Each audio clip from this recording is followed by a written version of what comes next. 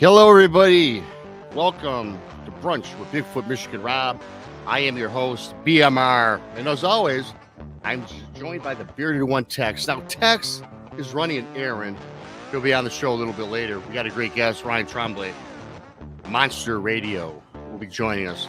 But before we get started, if this is your first time here, please subscribe, give a thumbs up, hit the alert bell, and share with friends. You can find us on YouTube at Texas Front Porch. You can also find me at us on Bigfoot, Michigan Rob, both on YouTube. Please subscribe if you have not already. You can also find us on Odyssey Radio, iHeartRadio, and KPNL Radio out in Oregon. Thanks to the lovely Aunt Celine for that. Also, wherever podcasts are found, you can find us on Spotify, Apple Podcasts, and Spreaker, amongst every other genre or platform there is. We're on Facebook at Texas Front Porch. You can reach us by email at paracryptidencounters@gmail.com or by text at 972-559-0988. Don't forget to subscribe on YouTube to Texas Front Porch and Bigfoot, Michigan Rob. If you enjoy our content and would like to support us, the Super Chat, it's always open, folks. Or you can Venmo us at @ at text 6717. Thanks, everybody. Hope you enjoy the show. As I said, we do have a great one. And before I bring up Brian, I also want to let everybody know that we're live on Odyssey Radio and iHeartRadio for the first half of the show. For all you folks listening live on that show, on those radio stations, you're going to have to subscribe to our channel. Come on over and get the second half. You're not going to want to miss this because I'm going to bring up Ryan Tremblay now. And Ryan, thanks for the first time to the show, man. How's it going? It's going pretty good. How you doing, man? Like, backstage, I was talking to you. It's already 100 degrees here, and I tell you what, I'm not going to want to complain about the summer and the heat because I'm all for it. Right. But boy, when the humidity gets to where when you go outside and you can't breathe, I don't like that, and it just puts me, and I don't want to stay in the house. I have AC. I used to have a swimming pool. My best friend has a swimming pool up the road. Mm-hmm. Well, he works till 5:00, and sometimes, yes, it doesn't matter. I will go over when he's not home and just dive in, right? But I don't like to take advantage of that too often. But that's it. Now you're out in Arizona, right? How's your weather compared to here in Michigan? I know you guys have that dry heat, don't you? Yeah, it's been so hot out here, man. But we've been getting a lot of rain lately, so we've been kind of blessed in that department. Very good. And Ryan, your Monster Radio, I've known about you for a while. I mean, ever since I got involved with the subject, Ryan Tremblay, when I think Ryan, I always associate you with like Dog Man. Hey, cool. And I do, man. I think you had a couple shows before, a couple years back, but yeah. Your name is very easy to remember, right? Mm-hmm. And I always thought your commentary you made on the subjects was a lot different than other people's, not the same old, right? So that's why I find you to be very, very interesting in your takes. And in fact, when we were backstage, you had mentioned that you're really big into Wendigo, and I do want to get in that today, but not just yet. But for everybody that maybe this is the first time hearing about you, why don't you give us a little introduction and what Monster Radio is all about and what you're all about, Ryan? Okay, well, I mean, I've been doing cryptozoology for about 20 plus years now. I started when I was a really young kid, but basically Bigfoot was my obsession for a while. And with the whole Dogman phenomenon, I did not believe in Dogman for a while. It just did not seem possible that there was a bipedal canine species out there until I had my own encounter, which just, led me to become obsessed with Dogman. And it led me to other things like Wendigo, Yinararushi. I just started digging deeper and deeper and deeper. And I've been on various shows, like Paranormal Roundtable with Josh Turner. Yeah. I did a show Wednesday, We Talk Weird with Ashley Hilt. That's my girlfriend. So, I was on her show. Okay. And then she and I decided to do Monster Radio. And with Monster Radio, we don't really like to tell just stories. What we like to do is bring you the facts about these encounters that happened historically, like the Mothman, the Flatwoods Monster, the Gugweed, Janoskwa. And we really like to bring our A game when we do that. We like to give you the best information available. Yeah, man, that sounds. I've tuned in a couple times, and I must say what you just reported. That's exactly it. It's different than a typical radio show. Yeah, and It gives a lot of history. It's really in depth, and I recommend everybody go check that out after we're done with the show here. yeah, that was our goal. Is we didn't want to do the same old repetitive stuff. We wanted to Mhm. give you the stories, give you the story from the witnesses, the backstory on it, give you the physical description of the cryptid if it was seen somewhere else, and tell you the aftermath of the encounters as well. And that's great. I find too, even with us, our flagship is Texas Front Porch. We have 5 shows Hmm. on 4 days a week. We got this show, Jason McLean, Jessica, Right. and we try to make every show different. Like Jason McLean questions everything last night. Well, that's not a cryptid show. Now, does Bigfoot come up, Dogman? Yes, because Of a lot of course. things we talk about are weird. But with so many, it's so competitive with so many radio shows and Mhm. podcasters. You really got to capture the audience. You got to make it fresh and keep interesting subject matter going and different subject matter. And that's what Monster Radio does. So I appreciate that. And everybody go check him out, Monster Radio with Ryan. So I know Tex isn't here, and Tex is a big dog man guy. Right. But he's probably listening. Hello, Mrs. Tex. They're probably out and about right now, listening in the car. He'll join Mhm. us probably in a half hour. But you had made mention that you first got interested. You were a Bigfoot guy like myself. I had a Bigfoot encounter. That's how I got involved with this. Mhm. Why don't you walk us through your very first encounter, whether it was a dog man or a Bigfoot, and then that's kind of the path that probably sent you down your journey where you are today, correct? Yeah, yeah. I mean, like, growing up, I was always into the monster movies. The Universal monsters, the Wolfman, the Creature from the Black Lagoon. So naturally, I was always gravitating towards these monsters, and I found Toho's Half Human. So when I first watched that movie, it has a Yeti in there. So I became really into the Yeti and the Bigfoot. Then I saw, of course, the Patterson Gimlin film, and that just set me off completely on Bigfoot. And I was just obsessed with Bigfoot. And I started hearing stories about Dogman. I was kind of thinking, a Dogman, a bipedal canine. It just Yeah. doesn't seem possible. Yeah. How can that be? And I kept doubting it and doubting it. Well, it happened one time where my friend and his wife were going on vacation. Okay. And so they asked me to watch over their house and their property while they were gone. So I figured, sure, why not? So I would do morning checkups, noon checkups, and then nighttime checkups. Because in Arizona, we have, javelina, we have coyotes. And at the time, we actually had a vagrant problem. A lot of homeless people were drifting into people's yards, sleeping in their sheds, sleeping in their pool houses. So my friend was very worried about that. So one night in October, I went to go check on his house at night. It was about midnight. Okay. And I was doing my routine checkup, went to his backyard. And as I was walking into the backyard, I heard some kind of shuffling. It sounded like something very, very heavy was moving in the brush on the side. And I thought instantly, maybe it was a homeless guy trying to sneak around. So not being a very big guy, I'm only 5'10", Rob. Okay. So not being a very big guy, I kind of puffed up like a puffer fish, and I'm all, hey, Yeah. Right. trying to get him to run away. Well, at first there was no response. He just, all the noises stopped. So I figured, okay, maybe he's not there. But then I heard the footsteps again. So trying to get a reaction again, hey, Yeah. and this time I was met with this growl, this very deep guttural growl that I could literally feel vibrating in my chest. So I just kind of stopped going, oh, what is this? Whoa, is this a mountain lion? Is this a bear? But see, in the town I live in, we don't really get mountain lions too often, and we never get bear. Yeah. Okay, so it should have clicked, but it did not click right away. And so I'm kind of looking around, I'm just trying to find anything that can answer this question for me. And as I looked near where his trees were, I see this thing in silhouette, and it looks kind of crouched down. And I can kind of see that it's looking at me, and I'm like, what is this? What am I looking at? And as I got, and this was crouched down behind what again? It was a Palo Verde tree. A Palo Verde tree goes up, and it's got a lot of branches that really spread out. So it was hiding under the tree. And as I saw it, I could see it saw me. And so it's like it was moving a little bit forward very slowly, like it was kind of creeping, and then it just stopped. And as it like locked eyes with me, it stood up on 2 legs, and I could hear the pop. I'm going, whoa, wait, what is this? Because you could see the fur. Yeah. See the fur hanging off. And then I saw the ears. But at that time, luckily for me, the security lights that my friend had, they clicked on. And as they clicked on, the lights came back, it fed off the eyes, and there was like an amber glow to those eyes. So I'm sitting there going, what am I looking at? And as the lights actually, started flooding on the body, it was like this hyena-like thing. It looked like a bipedal hyena. Yeah. And having lived in Arizona for almost 30 years now, I'm like, there's no hyenas in Arizona. What is this? Mm-hmm. So I'm staring at it. It's staring at me. And this thing charges forward about 3 feet. So it was a bluff charge, but I didn't move.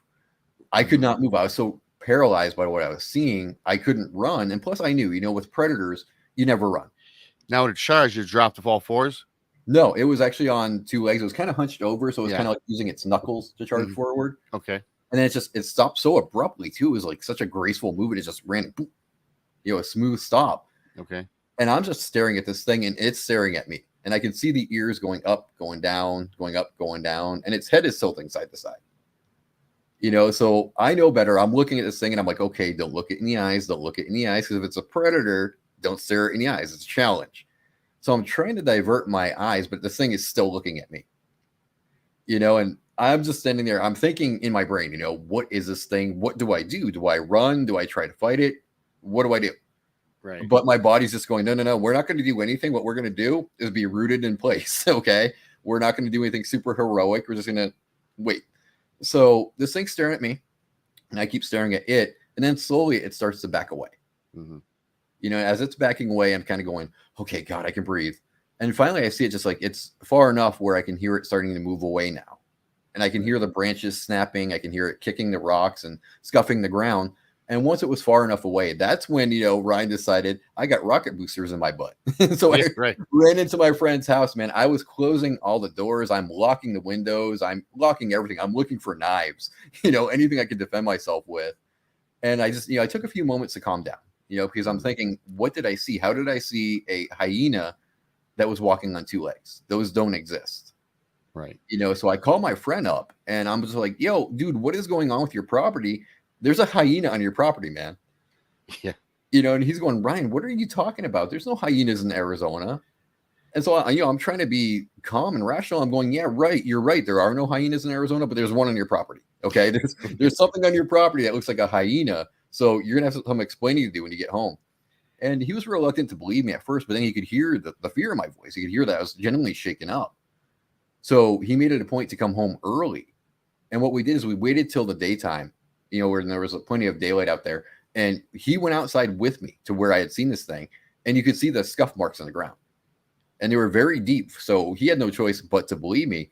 And that right there, Rob, was what really set me on the path of Dogman. Wow. And listening to your story, you often have people that when they have an encounter, like with the Dogman, when they see those eyes or they make eye contact or they sense its presence. A lot of these people, they get a feeling of, from what they exclaim, dread or just very uneasy. When you seen this scene, did your subconscious mind take over? Did you feel for fear for yourself or that dread feeling come over? Or was this more like, hey, wow, trying to figure out what is this and you're intrigued by it? Well, there was a little bit of fear. I mean, naturally, when you see something that you have never seen before, and especially something that you doubted, when you see it firsthand, there definitely is that initial fear. But I got this feeling that it wasn't really there to hurt me. It was just more curious about me than it was anything else. Mm-hmm. And I think it was wondering why I wasn't running. I think after it charged and I didn't flee, I think this thing was kind of going, well, maybe this guy's not so bad. Why isn't he running from me? He's not pulling a weapon. So what's going on here? So I think we were both curious about each other, but there wasn't that fear like I was going to die or anything. No. And another thing too, like a lot of people get that feeling, but also many stories that I get, it seems like the Dogman creature itself is one of those, they like to play games and they like to really tease people. You hear the stories about the Dogman running side to side by a vehicle, right? Mm-hmm. And then you'll get the story where it looks in at the person driving and kind of gives them like a grin or a smile and takes off. And typically 9 times out of 10, you don't hear about them hurting people, right? Right. Now, I want to ask you about this, talking about hurting people. What's your take on the LBL incident? When I first read about that, I was really a firm believer of it. But as I started looking more into it, and then as that survivor stepped forward, I don't know if it's okay to mention his name or not. I don't want to get anybody in trouble. But when he came forward and a lot of questions started coming up about his story, it just kind of made me doubt the whole event. It kind of seemed like maybe it was something that was made up. It was an urban legend. And as of yet, I still haven't seen any solid proof that it did happen.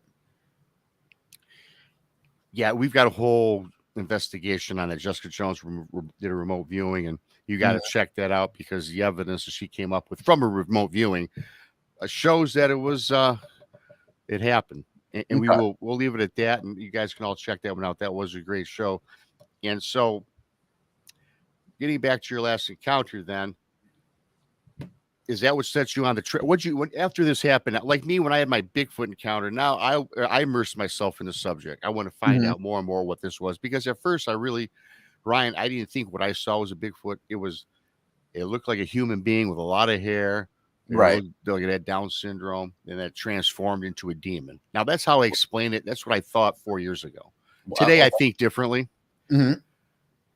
So after you had this encounter, then where did Ryan go from there? Did you immerse yourself in this, or did you blow it off? Was it another encounter that got you where you are today?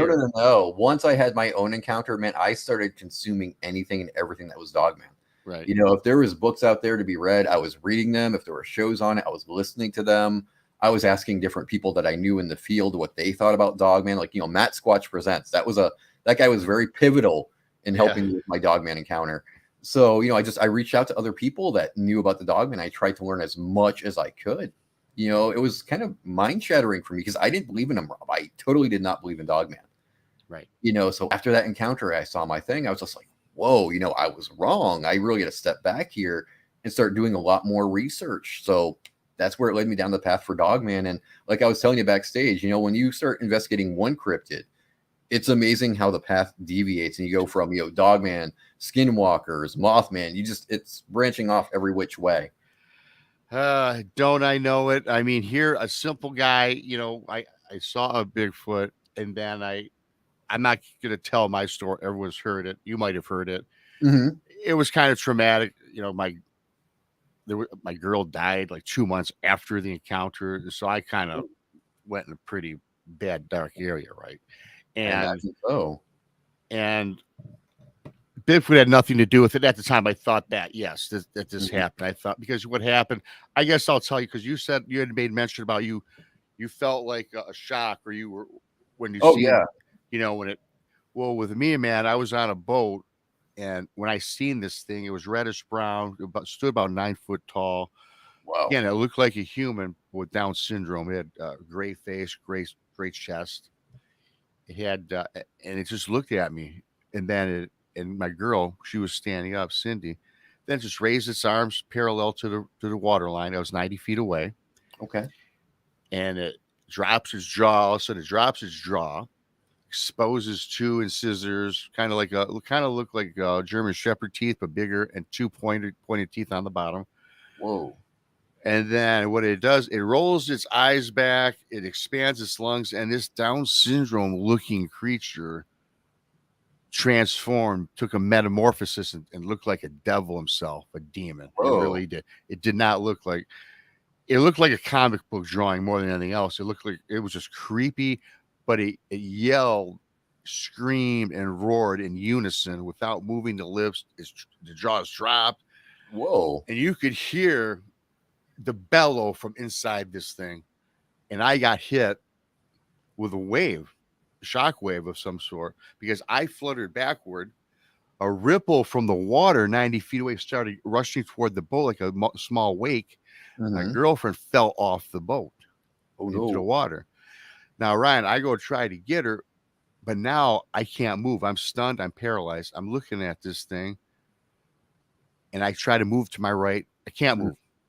And also now I'm looking through a filter. Everything is black and white. The blue, the beautiful blue sky is now dull. The green of the forest is now dull. This creature is now dull.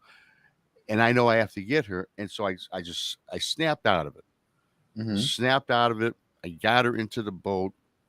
Scaredest I was, man, was when I looked back to shore and this thing's gone. Wow. I knew nothing about Bigfoot. Yeah, as a kid, much like you, I knew about Bigfoot and ghosts and aliens, and I read this stuff. I studied up on it a little bit as a kid. But I never thought about it after that. Saw Leonard Nimoy, right? And then life goes on. Right. And then when I had that encounter, that's why I immersed myself in it. And that's why I'm behind the mic today now, right? And I'm out checking, running around the forest here in Michigan. Yep. That's how it starts, man. But as I said, my girlfriend died 2 months later, and I always attributed that to that sonic boom because my girl was about 109 pounds, 5'1" maybe, Right. and I thought her insides got just racked up, jumbled around, or I don't know. As it turned out, it was a heart attack. But when that happened, Mm-hmm. I blamed that encounter on that, as I called back then, beast, creature, monster, and I Okay. called it a monster because to me it was a monster. I thought it was responsible for a lot of things. I went dark and deep. I didn't go to work for 6 months. I owned a business. I said, hey, take my money, put it in the bank. Don't rip me off. That's all I ask. And I didn't show Wow. up to work for 6. Yeah, I was distraught. PTSD, the whole 9 yards. A lot of backlash on that encounter, huh? Yeah. So that set me off down what I'm doing today. Now Yeah. today I'm good today. I Mm-hmm. know what I still don't really know what I saw, even though I'm 90% sure. But you had made mention about you talk about the dog man, and then me too. It goes down rabbit holes. Now Yeah. it's Bigfoot, then it turned to dog man, then it turned to me wondering about past things I might have seen in my life, like ghosts as a young kid. So it all Yep. comes full circle, and I It do really does. believe, and I believe, Ryan, that these things happen for a reason. Oh, I agree. I totally agree. And yeah, what's your take on it? Yeah, I know you. And if you want to elaborate a little bit on that. Well, I think with mine, I think that was kind of like the universe giving me that slap. When I didn't want to believe in Dogman, that was the universe going, "Oh yeah, well wake up because here you go." And I think if you really don't believe in something, the universe will play a role in allowing you to see these things, so that you have an idea. You don't necessarily know for a fact, but you have an idea of what's out there. Because if you see a Dogman, you have no choice but to really believe in Bigfoot. And with Bigfoot, once you see that, then you do have to start questioning other things. So I think it's the universe's way of playing a role in your life. Mm-hmm. Yeah, Mm-hmm. no, I wholeheartedly believe that, and I also believe in.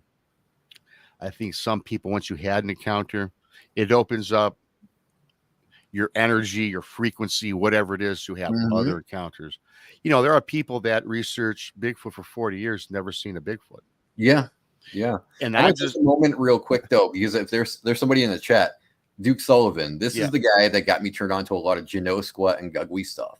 So hey, Duke, pleasure to see you. yeah. Sir. Duke's a great guy, man. He's a great friend of the channel. In fact, Duke was one of the guys that helped me out with my encounter 4 years ago. I spoke with him.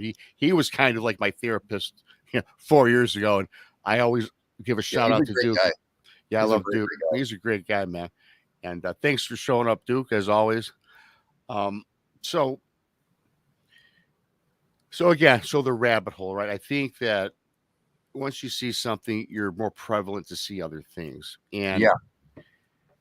Well, it opens your eyes. That's what it is. yeah, Like when you don't see these things, you just hear about them and you have that casual belief. You're not really looking for anything. But once you do see something, even if it's just a one-time event, then you're constantly looking. You're looking into those tree lines, you're looking into the mountains, you're looking for those smaller details that we missed beforehand. So it's a world-changing experience when you have that first encounter. it certainly is. And I know I'll never forget mine, and you can't. And I always tell people that, much like yourself, right? It's like we do a lot of shows because I want to help people. If anybody's seen these things, I have an open door policy. It's like, yeah, please tell me about it. Right. Because I was so bent up, Bigfoot Michigan ride. You know how that evolved? It's because of this. I Okay. had my encounter, and I needed an outlet. I needed to tell people, but I didn't tell my family. I couldn't do that. So I made I never used YouTube for anything except for to watch music videos. I didn't use it how to fix a flat tire, how to bake a cake, blah blah blah. Right. Right.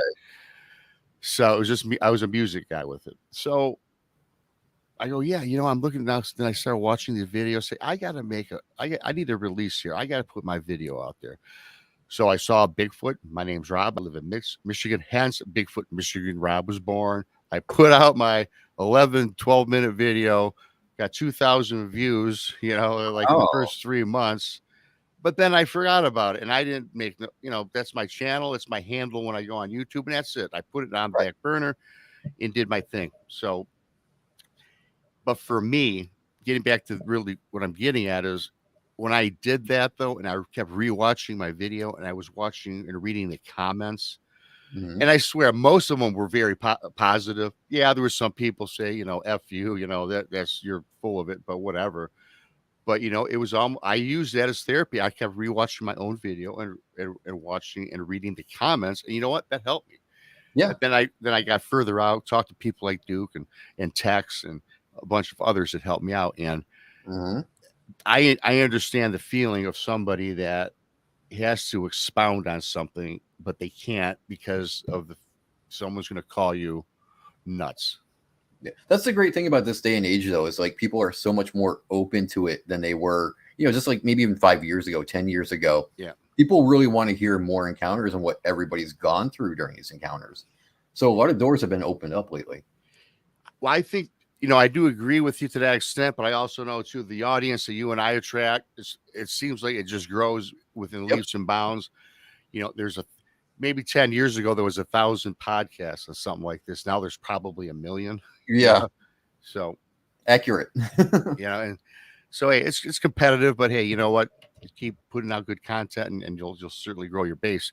Mhm. So that was your dogman encounter. What about, have you had any other dogman encounters since, or it was just the one time, or? It was just a one time, but I do actually do active dogman research.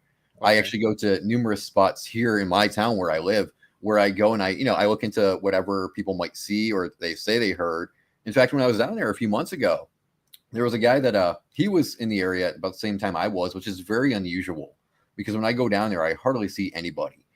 And this guy happened to be doing ghost hunting while he was down there.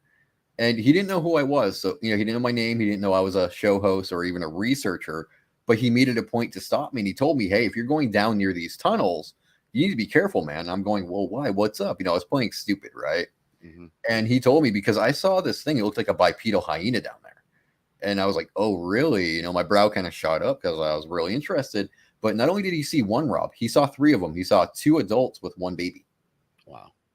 So when he mentioned that, I'm going, oh my, oh yes, very good. So I told him, yeah, I'll be careful. I'll be very, very careful. But once he left, I'm like, I'm going in this area now where he told me not to go to. So, Geez, I mean, yeah, I don't know. It's like, yeah, you see, I mean, it's just when you see something like that, again, you don't know what you're thinking, and it's just like your mind wanders, yeah. and as far as with your research on Dogman, have you like out in the field? What evidence have you found? I mean, do you see tracks? We always hear about Bigfoot Yeah. tracks. What about and explain to me, for me, let's pretend I don't know, or for the audience that doesn't know, what is a typical Dogman print? What does it look like? Is it 3 fingers, 4? I mean, thumbs? I mean, because I get confused every time I look at prints. I don't know as a layman. It's difficult to really separate them from normal canines. But what I look for is prints that are of abnormal size. Okay. And like normal dogs, they'll have 4 toes on them. And I don't really hear too often of anybody finding a dogman handprint. I Yeah. mean, that's to assume that they knuckle walk. If they were to Yeah. knuckle walk, I think we'd find more handprints, but I don't think they knuckle walk too often. So, if you do find handprints, though, I think it's because when they're down on all fours. Mm-hmm. And I haven't found any handprints personally, but I have found prints that are, very big canine size. Mm-hmm. And we don't have huge, huge canines like that. So if I see something that's really abnormal size, that's very large, that's when I'll document it. Mm-hmm. And as far as like anything like structures, I don't think that dogmen really make the same structures that Bigfoot do. So look for things like dens, like an animal den that's in a very strange place.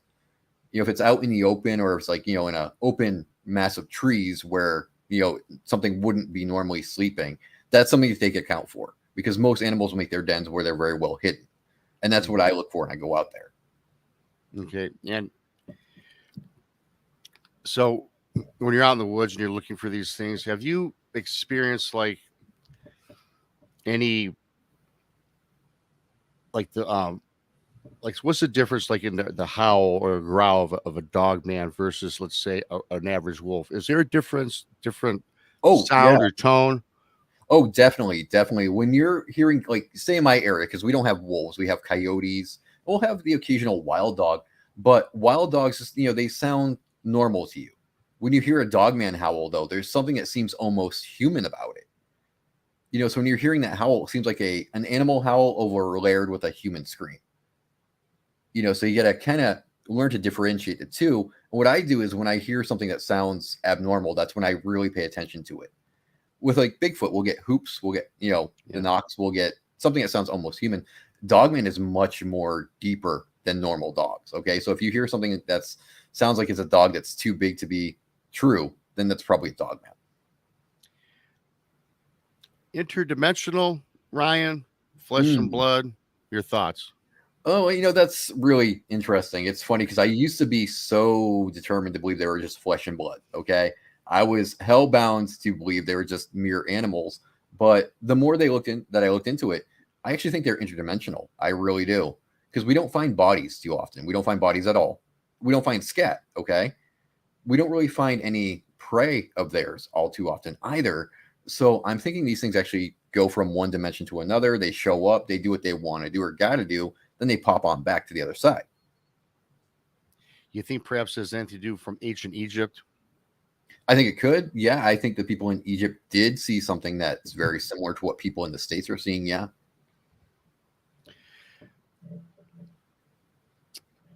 Yeah, with me, I've never had a dogman encounter. I'm guessing, I'm along the lines that all these things are interdimensional, even Bigfoot, right? I think there's a flesh and blood element for sure. I think like a Bigfoot's kind of like a hybrid, human hybrid or something. I come up with different theories each and every day, and that could be the same with dogman, a hybrid of a dog and a wolf. And you also hear these stories about the interdimensional dog man. You hear the thing about the dog man that has the hocked legs, and then you hear the story about the dog man that stands upright and has knees, right? Mm-hmm. And then you talk about that these things might have been bioengineered in underground military bases. What's your thoughts on that? Do you think? See, I think the dog man is more than one thing. Yeah, I think that it's. I think yes, there's that 8 pictures and 8 different types of dog. I'm not even talking about that. I'm talking about interdimensional flesh and blood, something that comes from a portal or travels. I'm not going to talk about outer space, but even being made by our government. What's your thoughts on that? Because I tend to think that our military is up to something, and Dogman might be part of it. They're more than one thing. Dogman is definitely more than one thing. And to touch on that whole flesh and blood thing, if it was a hybrid of any dog and a wolf, that still wouldn't explain the bipedalism. No canine really has the need to go bipedal, because when you go bipedal, you're giving up speed, you're giving up balance. That's why dogs are faster than we are, because they're running on 4 legs. So on an evolutionary thing, it's just not possible. It wouldn't make any sense. So yeah, I do think they're more than one thing. I think there could be interdimensional ones. There could be even what I call tulpas. Yeah, I think you touched on this last night, didn't you? The whole tulpa effect, how when somebody's so afraid of it, or when they're thinking about it so much, these things manifest. Yeah, we were talking last night about what was it? It was skinwalkers, the Wendigo, right? Slender Man, and I believe the other one was the Rake.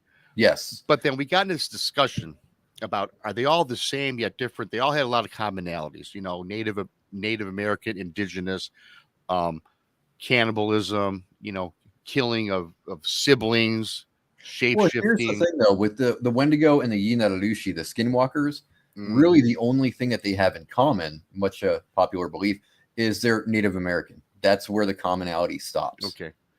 I do want to get into the Wendigo in the second half of the show, because I like an education on that. And I know good old Duke out here, he knows everything about the Wendigo too. So I'll be interested to see what he has to say, and what you have to say, because I do respect your opinion, Ryan. And getting back then, briefly, we were talking about, again, the government building soldiers, dog soldier, like that movie Dog Soldier, whatever it was, right? So do you think, though, that going out of the spectrum here, do you think that the government is building beasts? And it might not be a dog man, right? It could be some humanoid creature, right? I think some evil plan, right? If the government's doing anything, I think they're just working on their own. experiments, I don't necessarily think that it's anything to do with cryptids. I think when it comes to anything like a dogman or a Bigfoot, they know just about as little as you and I, and they might know they're out there, sure, and that's why they, kind of keep tabs on them. But I don't think they know so much where they're genetically altering them to any degree. Yeah, somebody who said this, Jessica King, the super soldiers. Mm-hmm. Yep. I mean, there are those dogmen that people call the fatheads. Okay. And a lot of people claim that those are the government experiments set loose, but what proof do we have, though, that those are the government created ones? How do we know there's just not another variation of them? Mm-hmm. Yeah, I think there's all sorts of things running around in our wilderness, in our forests, that is man-made. I think it's genetically made. It could even be inbreeding of certain cryptids, right? We don't know. I mean, we all talk dogman, we all talk Bigfoot, but you know what, Ryan? There's some other cryptid out there that we have not discovered. Oh yeah, absolutely. I mean, that's what makes it a cryptid, is because we don't know about it. And just we're having this discussion today, then 10 years from now, we might be talking about something that totally blows away, a dog man. I think Bigfoot's always gonna be the top of the chain because that's like the original, right? Everyone knows about the Patterson Gimlin, and everybody knows about the Bigfoot. They've made movies on it, which are all dumb movies. I can't watch them because, I take it seriously. And a lot of these people in Hollywood don't. They just want to make a fast dollar. And those things kind of irritate me a little bit. When we're talking dogman, talking Bigfoot, do they coexist with each other? Do you think that they get along, or do they avoid each other? I hear people say that they don't like each other. And then I hear somebody say dogman protects Bigfoot, which I know they don't, because Bigfoot can definitely take care of himself. Right. Or that dogman. Go ahead. I think they could actually go ahead and, coexist. I mean, like other natural predators, apex predators, I think they would just avoid each other, because like I keep telling people, a small injury in the wild can really become something very, very big very quickly. Okay. So would a dogman want to try to tangle with a Bigfoot and get, its leg broken or its arm broken? No, just like a Bigfoot wouldn't want to get bitten by a dogman and have any open wounds, because that could become infected and that could cause that Bigfoot to become terribly ill, fatally ill even. So I think they can actually exist on the same territory, but they just avoid each other. Right. I see Jessica Jones, my buddy. She's in the chat. She did a great show the other night talking werewolves, and how fitting that Jessica pops in, because I had a werewolf question for you. We're talking shapeshifters. Hey, listen, I believe in everything. I have an open mind. Right. The thought of the werewolf was something I thought, Lon Chaney, right? Great movie. Much like you, and I grew up watching Frankenstein, Bela Lugosi, Boris Karloff. When I was a kid, that's what my dad brought us up on. The werewolf, the mummy, Frankenstein's monster. Certainly, as a kid, I did not think werewolves existed. Now, as an adult, I think that they might just. What's your thoughts? I think what happened there is, I think the Europeans and the Germans, I think where the werewolf myth came from is they saw dogman. I really do believe that they saw their own form of dogman, and they assumed that, this dogman they're seeing was a man or a woman cursed to become a beast. Okay. And so as the myth went along, they added more and more to it. Because you got to remember, when the werewolf mythology first started, it was a very, very superstitious time and a very, very dark time. Okay. So when they saw something that wasn't normal for them, something very unusual, it wasn't unlike them to go, oh, it's demonic. Oh, it's a monster. It's this curse. And I think that's where the werewolf legend really began.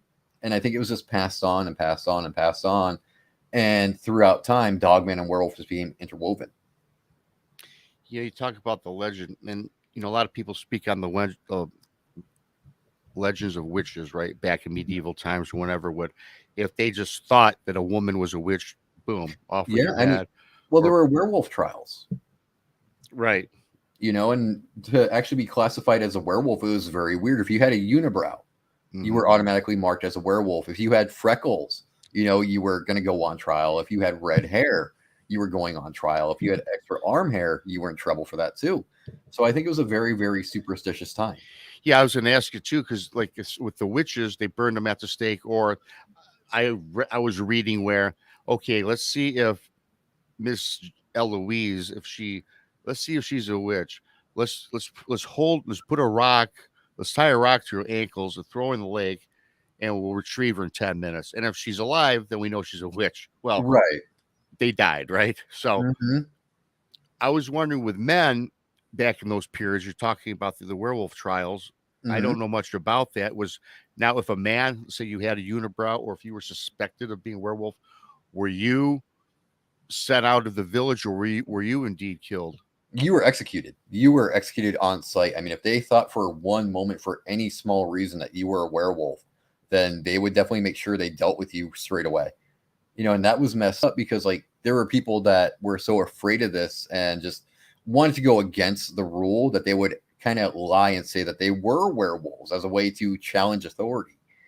And what they didn't really fully understand is if you said this, you were going to die for that. It was a crime. And there was I forgot the guy's name, but he was very proud of allegedly being a werewolf. He would wear this belt that he said he got from the devil himself. And he told the religious people and the authorities that this belt would transform him into a werewolf every night, and he would kill kids. Insane. Mm-hmm. Insane, Um, so Ryan, out in your research, out in your investigations, we know we're talking a lot about Dogman. What Yeah. other things have you come across in the cryptid world? I mean, Mothman. I know we're gonna hang off and talking about Wendigo for the second half, but what other Mhm. things out there? For example, Bigfoot. Have you encountered a Bigfoot? Seen Bigfoot tracks? Any evidence? No Bigfoot yet. I'm hoping to have a Bigfoot encounter. It's like on my bucket list. But I did actually run into a little person. I don't mean just like a short person, Yeah, Rob. I right. mean Yeah. a little person, a very, very, very small person when I was out investigating one day. And that was a very unusual encounter. Because where I go, it's a riverbed. Okay. So we have hills on both sides. Okay. And then you get the path that I follow in between. I usually take my dog, Duke. Okay. Okay. And as we were walking down there, we kept hearing this trilling sound. And the only thing I can compare this trilling sound to is like the sound that the predator makes, but it was much more high pitched. And I knew the wildlife well enough where I'm going, well, that's not a bird in this area. I just don't know what it is. And it seemed like it was kind of paralleling me as I was, going into this riverbed. And I kept hearing it and kept hearing it. It'd get loud, then it'd get really soft, like it was off in the distance, and it'd be loud again. Anyway, as my dog and I were rounding this path, we look at the bottom of this hill, and I see this little person, maybe like this big, Hmm. and you can see that he's wearing maybe like rabbit fur or squirrel fur as a loincloth, and he's got a stick in his hand. And he's just kind of looking at me like, what the hell are you doing here? Right. And he gives me this brief glare, and he just turns around and ever so casually just walks up the hill. And I'm like, what did I just see here? What is that? And then I learned about the wind day and things like that and puck wedgies. And I'm like, well, Yeah. it's a good thing I didn't mess with this guy then. Yeah. Now the puck wedge, you don't want to mess with that. Now a little person, I'm assuming he looked more human-like, correct? It was So- really hard to say because I mean, like he was so small that his facial details were Okay. so hard to make out, if that makes any sense. Yeah, it does make sense. I mean, We're used to looking at human faces, so when we look at something that's really small, our eyes don't really register all those details. yeah, just like because it's like it's a mini hominoid of some sort, right? That it's not quite. Well, maybe it is a human being. I don't even know what the classification is. I guess I it's call a them human. hobbits. That's what Homins, like yeah, little I call them hobbits. like you also hear about those proto pygmies out Yeah, in Africa, right? yeah. I mean, they look. I was watching a video. They're just a bunch of 1 foot, 2 foot people just running around with spears in their hands. It's crazy to watch. Yeah. So I and mean, then, if they can exist out there, why can't they exist over here? I was about to say we're talking about where here is for you, well, the United States, but you're in Arizona, Mhm. so isn't the creature that's made popular in Arizona? Is that the Mogollon monster? Yes, it is. Yep. Can you talk a little bit about that? What that is? Well, it's some people say it's a type of Bigfoot, and I believe it is a type of Bigfoot too. And it was actually seen by Boy Scouts in the area, and they reported back that they saw this creature. And ever since that day, it took off. And the small town that's nearby there, they embraced the Mogollon monster. Like the Mogollon monster is their patty. It's their Mothman. It's their Flatwoods monster, and it's celebrated. And I want to go out there someday and hopefully have my own Bigfoot encounter so I can report back to you, Rob, and go, hey, finally saw one. I tell you what, man, I would like to see another one this time in a different light, right? I mean, not like the first one because I don't want to see it. I'd like to see a whole bunch of these cryptids out there. And when you're out researching, Ryan, you're walking through the woods. A lot of people report back that, hey, sometimes they get spooked or whatever. And whether you do or not, I don't know. I'm not going to ask that question. My question to you is, have you ever felt, though, out in the woods where maybe you were being watched by something or you can't figure out what's going on in your environment? Oh, yeah, plenty of times. In fact, some weird stuff has happened. You can talk to Ashley about this, too. I've sent her photos. I'll take photos of the area. I always like to chronicle and archive everything that I do. On a lot of pictures that I've taken, these weird wisps of smoke show up out of nowhere. Now, when I'm doing my research, I don't like to smoke any cigarettes or anything like that to keep, the foreign smells out of there. But on numerous pictures, there's always these wisps of smoke that are going around. And when I take the pictures, though, they're not there. But when you look at the pictures, there they are. So I got to wonder if there's some kind of paranormal energy going on down there. Yeah, it sounds like it might be something going on. I also hear about certain cryptids like the smell of tobacco, right? And they manifest it, right? And I heard that people that were out in the wilderness or in the woods, tobacco pipe. We're talking about the puck wedgie earlier. Now, whether this is true or not, a lot of times that will bring them out of the woodwork, so to speak, from the tree line, and they will actually go through people's equipment at night. Yeah, it would make sense because tobacco is actually considered a very spiritual plant. It's considered the most sacred of all plants. So, I could see Bigfoot or puckwudgies having some kind of value for that. Sure. Back in the days, and I don't know if this is necessarily true. I was reading something where some of these cryptids, like amongst different tribes or communes of Bigfoot, they'll go across and they'll scurry through a camp. And they may, they don't do any harm. People aren't even there. Maybe they're out hunting, but they'll go through. And I heard that certain cryptids, perhaps I'm guessing Bigfoot or maybe little people or maybe puckwudgies, would steal tobacco, but they would barter between different tribes. Right. Yeah. Of Sasquatch. That makes sense to you. Have you heard of that? I thought that was kind of far-fetched, but what's your thought on that? Oh, no. I've spoken to a lot of different people from different tribes around here, and some of them will tell me actually that long ago they used to trade tobacco and other things to Bigfoot, and something along the way changed, though. And I think that's what we have to find out is what changed. How come we went from trading with them to now where they avoid us? What is it that happened with humanity? What did we do? To a lot of people think, I was thinking that same thing, a lot of people, except for people like us, perhaps people listening, people in chat, I view Sasquatch, Bigfoot as a person for the most part, right? I don't think monster. I did 4 years ago. I'm done talking about that. I think they're a people, an ancient people. Yeah, I think that they barter just like we do, or did, right? Even today we barter, right? But it's different. It's called, cryptocurrency or whatever you want to call it, and they have to. They're socialized people, right? And I'm sure that they work amongst the different tribes and help each other out. Not thinking that Bigfoot needs help. I mean, they're big enough. They've been surviving for thousands of years. But I think a lot of people forget that these are people and they were traders, like you said earlier. And that validates that story because I thought I heard a story about that, but they actually are a socialized community. Yeah. Yeah. I mean, it depends on what tribe you talk to. They'll tell you, we used to trade with them. We used to get along with them. Whereas some tribes will tell you, no, they're deadly. They're dangerous. Keep away from them. So, it's interesting to actually learn and know how different tribes in different areas will tell you different things about Bigfoot. Not all of them view them as these blessings on property. A lot of them will view them as devils. And that's why I tell people, look at the names, okay? When you look at the names that these tribes have for Bigfoot, you get a really good feel of how they feel about these creatures. Like some of the names are cannibal, giant, mountain devil, so if the tribe has a bad name for them, chances are there's something you don't want to mess with. That's a good point because I read that too, where the different names kind of gives you a connotation or description of what the type of Bigfoot are in the area. In about 2 minutes, we're going to go to break because we got to cut it because I got to say goodbye to our iHeart and our Odyssey audience. But Okay. on that note, I'm going to give you a question. You can think about it. You give a little response now. When it comes to Bigfoot communication, and not amongst themselves, but amongst humans, do you believe that there's telepathy that goes on between human beings and Bigfoot in some instances? Mm, good question. I think a lot of cases, though, I think what people are hearing, it's their own conscious, because we have that little voice in our head, our voice of reason. And I think when some people see Bigfoot, it's their own voice of reason kind of answering them. It's trying to fill in those holes of what they're seeing.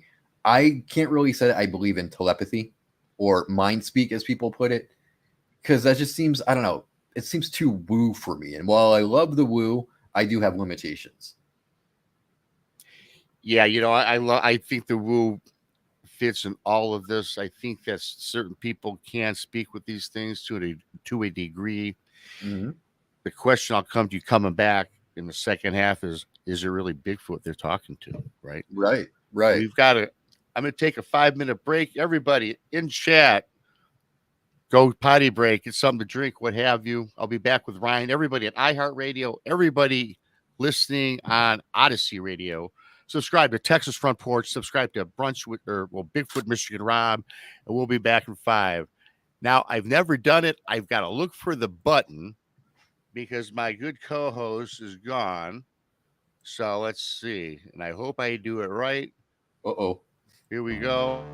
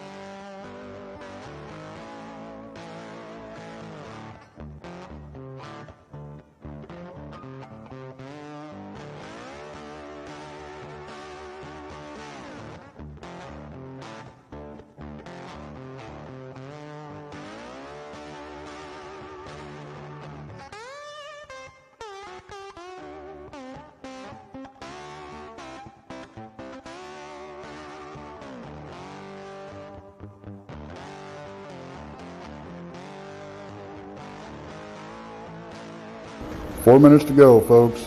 4 minutes.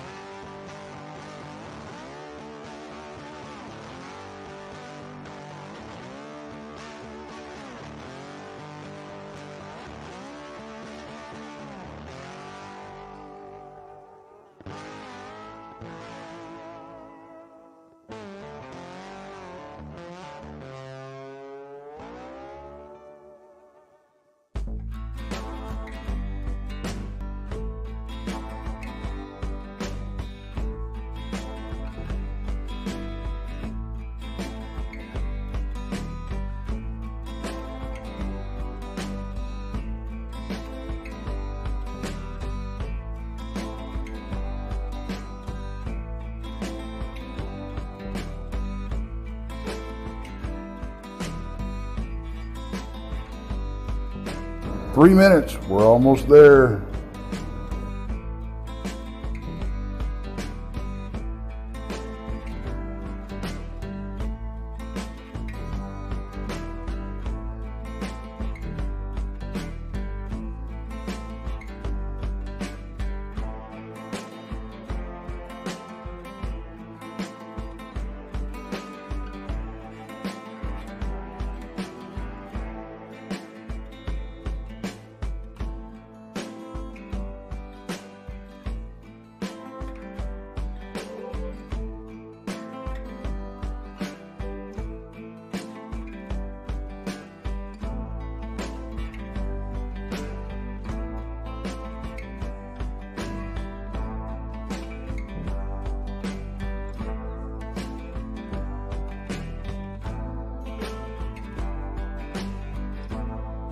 Two-minute warning, guys. 2-minute warning.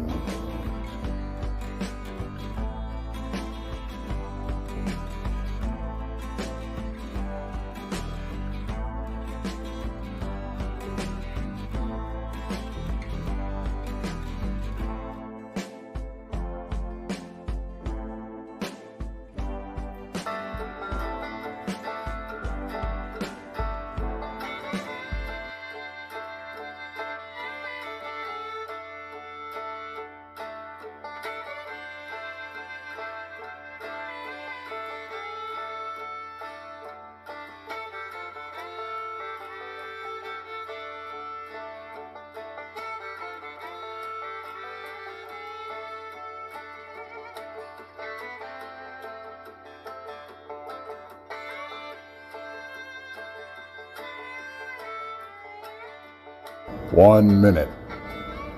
1 minute.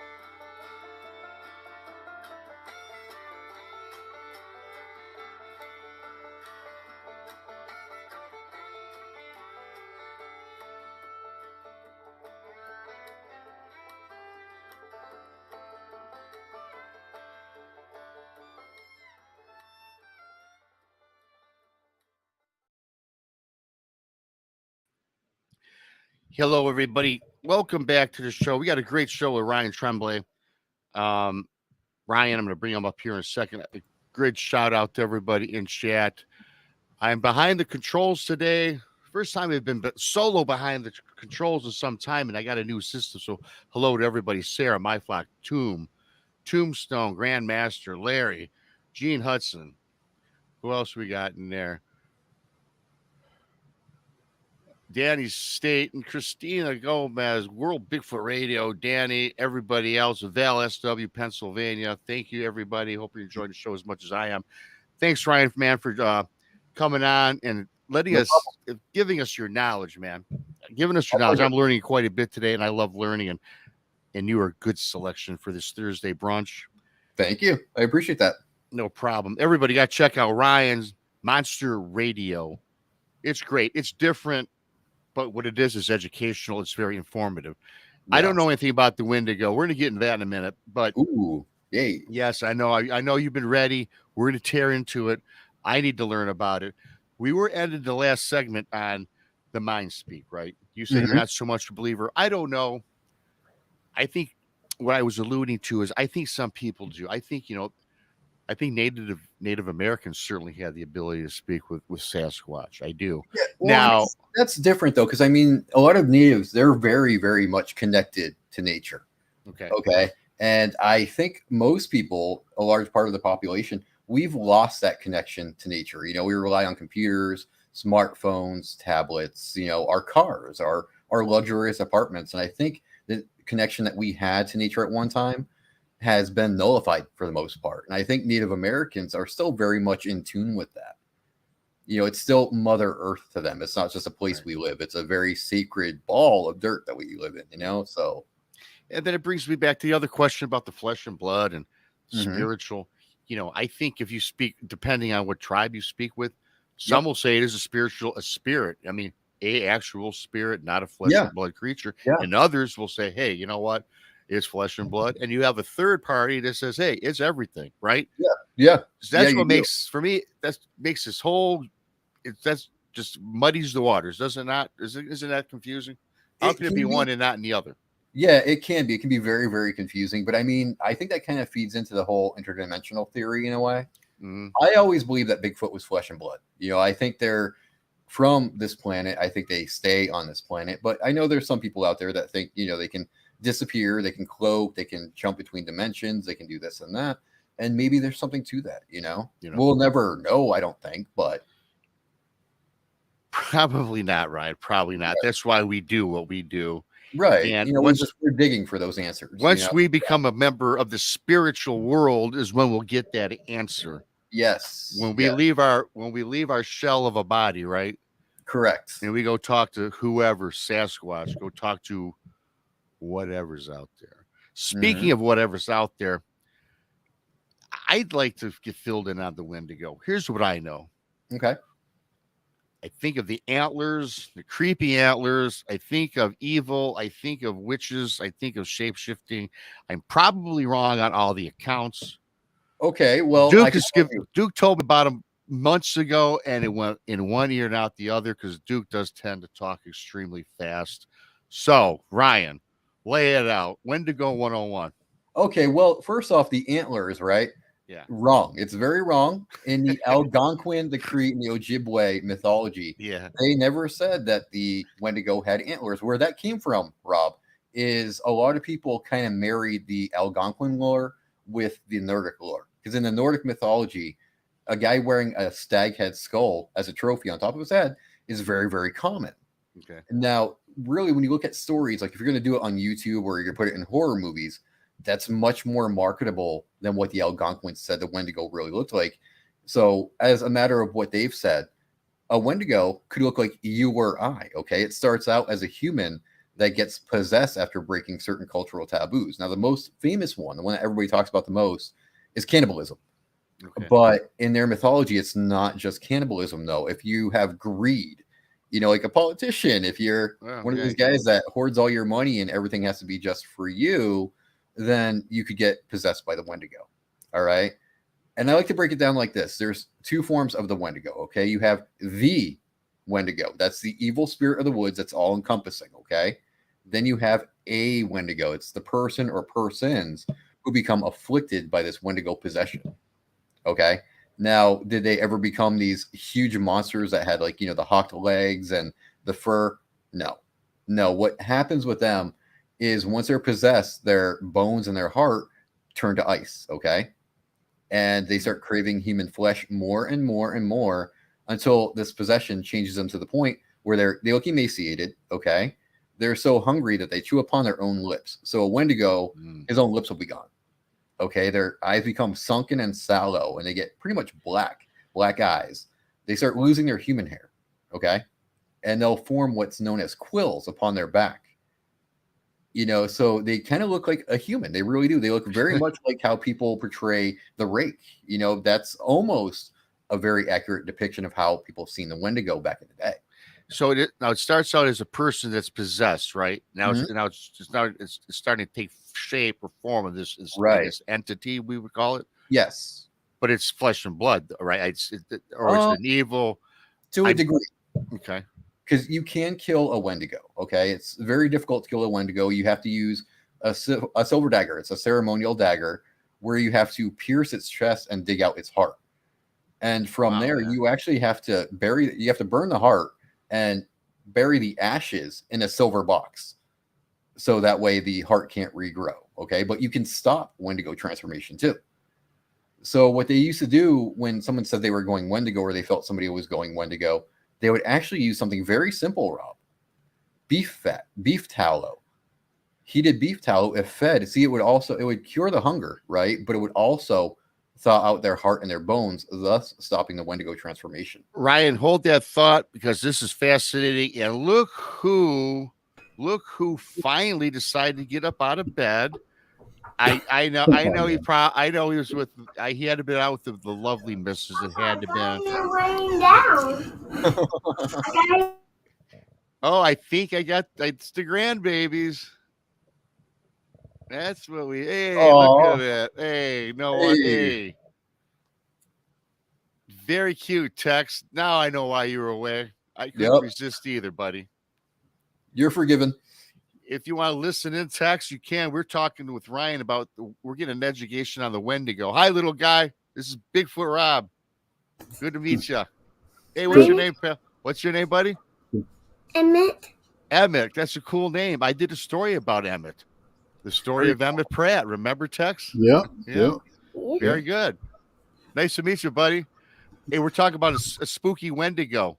If you want to listen in, Tex, we're talking Wendigo with Ryan here, and I know you're intrigued by it. And Ryan, please continue on.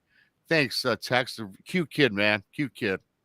Okay, so they would use beef tallow to actually stop the transformation of a Wendigo. And if that didn't work, they would call upon a man that was known as Jack Fiddler. His family actually came from a long line of people who would stop Wendigos. And he had quite the list of what they considered murders to his name, but he claimed, and his people claimed, that all these people that he got rid of were Wendigo. Wow. So that's a lot of claims, right? I mean, Yes. So I guess when a person gets taken over and becomes a Wendigo. Now, there are mostly people, though, that are doing bad, or could it be just an average guy walking through the woods and all of a sudden, Uh, hey, bad luck. It's your bad day, Charlie. no, it wasn't really like, just some random person. I mean, there were different ways of becoming the Wendigo. Like, if you broke the taboos, you could Yeah. become Wendigo, but Okay. somebody could actually curse you to become a Wendigo. So basically, you went on a line, or somebody doesn't like you and you're cursed, much like perhaps a witch would put a spell on you if you Yeah. crossed your path. Yeah. In right? fact, there's a story of how a shaman, right, had fallen in love with a young woman. And her father did not approve of this shaman. So he told him, "You have to stay away from my daughter." So what he did is he bided his time and he waited until she was married and had kids. And he put the curse of the Wendigo on her family. And one night, her oldest daughter was in the living room while the mom was sleeping. And she had just given birth, okay, not too long ago. So she was sleeping with the new baby. And the daughter kept calling her name and she wouldn't wake up. She wouldn't wake up. And it was getting very late in the evening. So concerned for her mom, the daughter walked into the room and it looked like her mom was asleep, okay?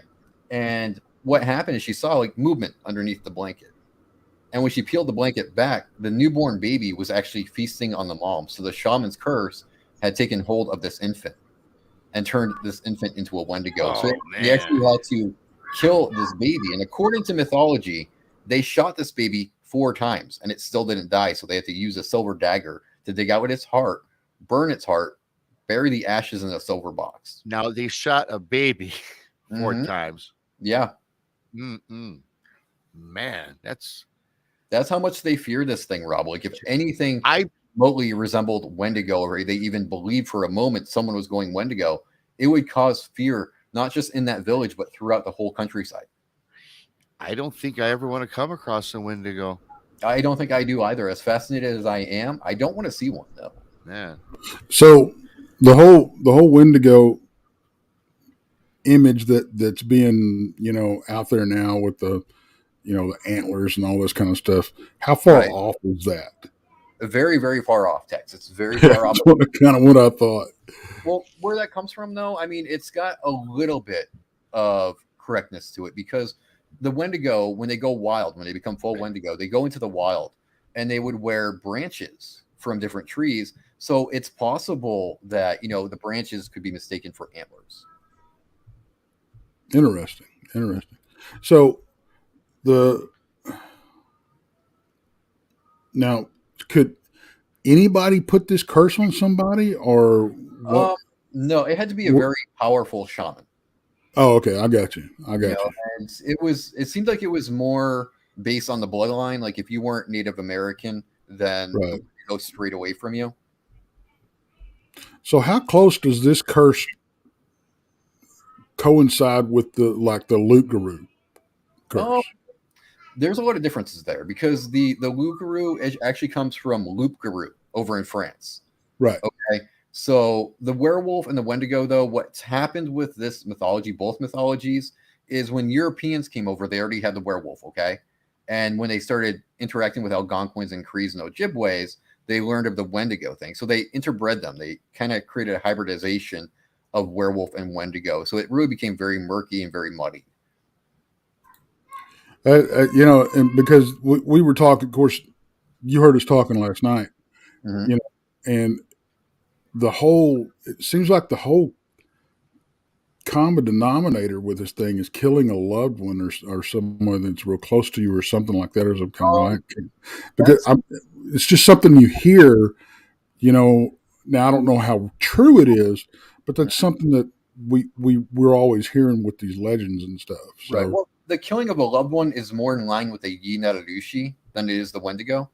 Because the Wendigo, they can kill whoever they want. There's really no, limit to it. Whereas the Yinatadushi, the skinwalkers, the act of somebody you love is it's almost like a devotion to the dark side from Star Wars, okay? You're showing how far you're willing to go down that path. So with the Yinatadushi, when the shaman that wants to learn these ways of witchery way, he or she does have to show devotion to this craft by either killing a loved one or having incest with a loved one. Because it shows that they're willing to corrupt their spirit, that they're willing to corrupt their being, their physical being, their mind, their soul, everything. And it shows this strict devotion to this practice. you know, I was going to ask you about the baby real quick, not about the murder, how they killed it, and I get all that. That's these things. These Wendigos are something obviously that are tough to take down. But Yeah. let's say that this baby now the spirit form of the Wendigo. Do they live forever? I mean, will this baby stay a baby Wendigo, or would it have manifested and grown to adulthood? And do the ones that are adults, do they grow and die, or are they forever on the planet? It varies. Some tribes will tell you that once the Wendigo takes complete hold, it's a matter of time before the human body wears out. And that makes total sense. Okay. Because anything that's got more power than us, like a demon or interdimensional being, they're going to have far more attributes than we do. Okay. Because the human body is very frail. So going through all these changes body wise and doing all this crazy stuff, it's going to take its toll on the human body. Other tribes will tell you that they'll live forever, that they'll eat more, and the more they eat, the bigger they become, and they become the frost giants. Wow. Interesting. Mm-hmm. So, and that makes perfect sense. If you look at, you used the analogy of Star Wars and the dark side, and if you also look at the whole dark witchcraft and everything like that, that always seems to take a toll on the body. That's kind of the price that you pay. So, that makes perfect sense to me that it would, eventually use up that resource, as it were. Yep. So, yeah. Yeah, it's kind of like, you're draining and draining and draining and draining. And eventually the power is going to run out. You're going to burn it out, and that vessel is no longer going to be any good to you. So it's going to be time to move on to another. This is really fascinating, Tex. I never knew this, Ryan, man. Thank you for that. You're welcome. Because I knew a little bit, but I certainly didn't know anything. Everything I thought was like backwards, man. I'm surprised. I'm surprised they haven't made a movie. They probably have. I just haven't seen it. Right? That would be one hell of a horror movie. They made Antlers with Wendigo, which was pretty good. But like I keep saying, they got to make a movie that just focuses on the indigenous people. Yeah. Show their side of this. Show the true side, not the Hollywood side. Don't paint it with white people or other people. Show the indigenous people, man. Yeah. Come on. It's their stuff. It's their religious belief. To us, it's a legend. To them, it's part of their spiritual ways. Yeah. Right. So where does...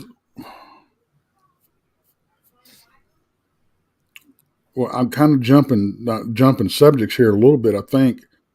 So where does the whole dog man fit into this puzzle? Well, you missed that. You missed the first 10 minutes of that text. So yeah. Watch the replay. No, I'm sorry. Go ahead, Ryan.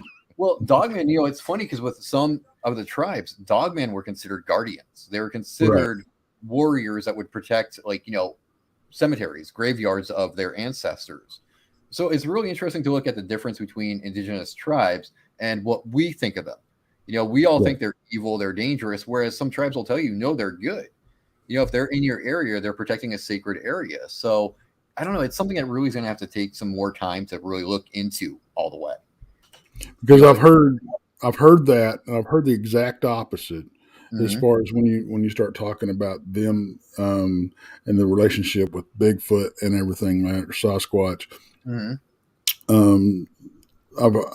Sometimes you hear that, well, they work in tandem together. One, they use the Sasquatch use them as almost like a trained dog type thing as guardians for them. And I've also heard that the Bigfoot are guardians or not guardians, but they do not get along, and that the dogmen are more of a malevolent presence than a Bigfoot is. Right. But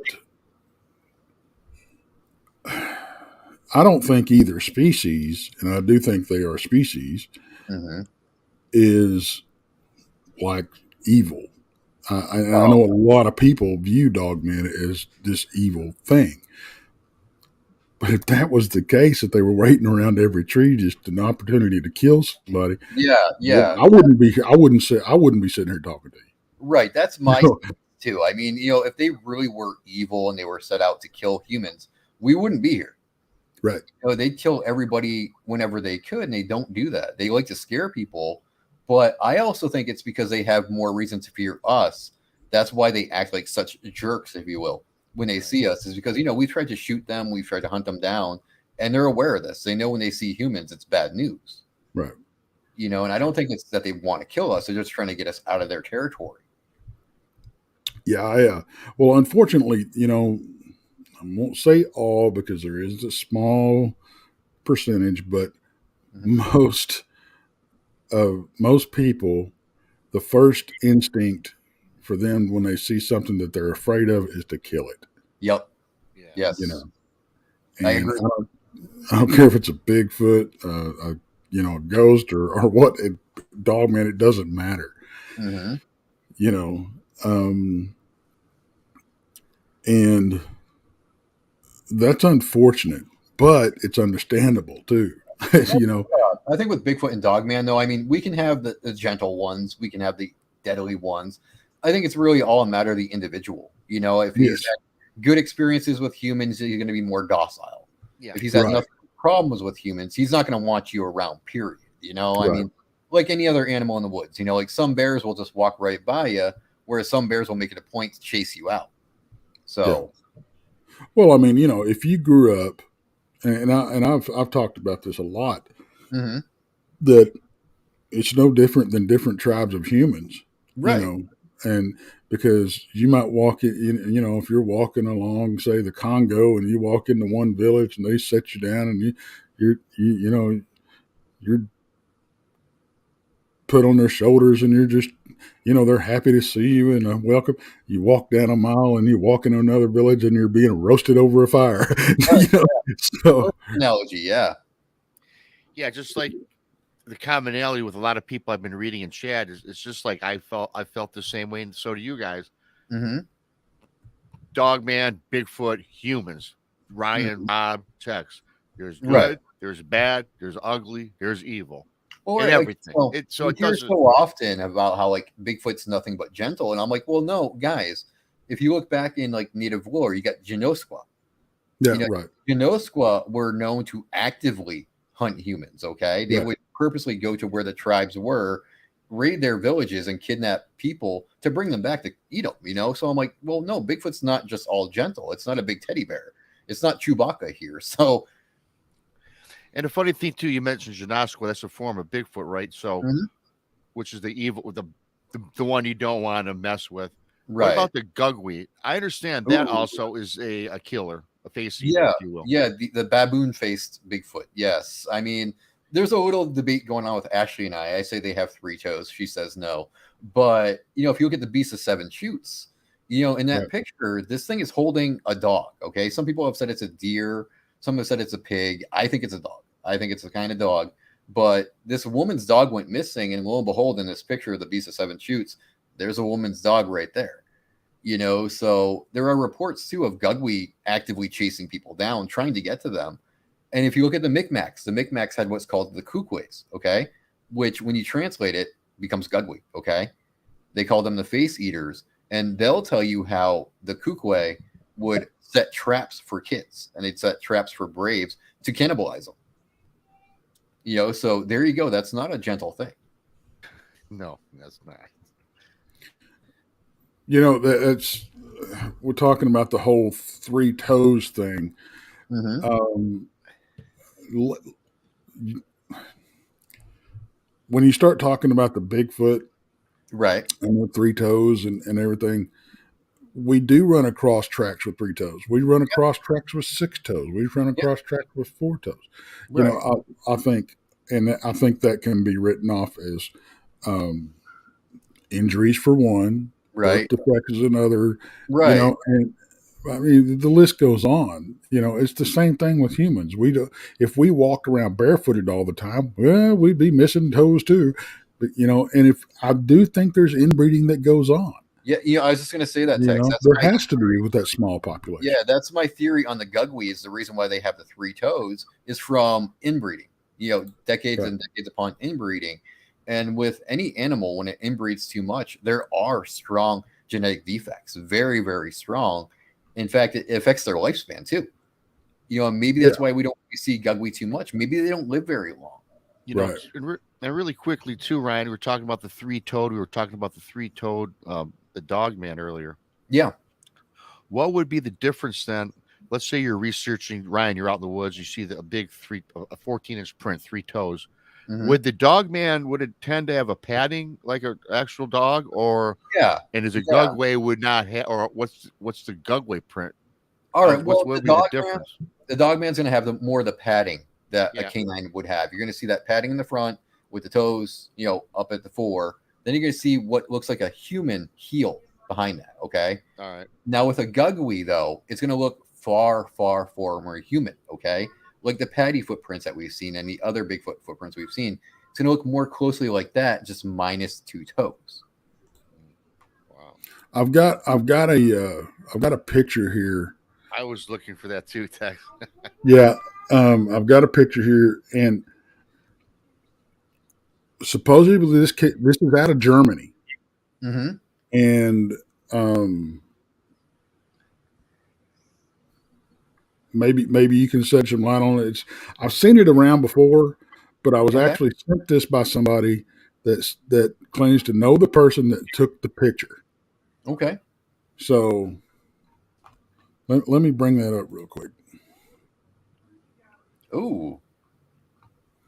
This is really interesting, Tex. Trying to think of his name. Jeffrey Friend. Do you know who Jeffrey Friend is? Yeah, I've heard the name, yeah. Okay, if you look back in one of his videos from about 2 years ago, he has this same exact clip in his video. Now, he claims he found this print in Pennsylvania. Now, the fact that somebody else is saying it came from Germany is very interesting. Yeah, and unfortunately, we run across that quite a bit. Mm-hmm. But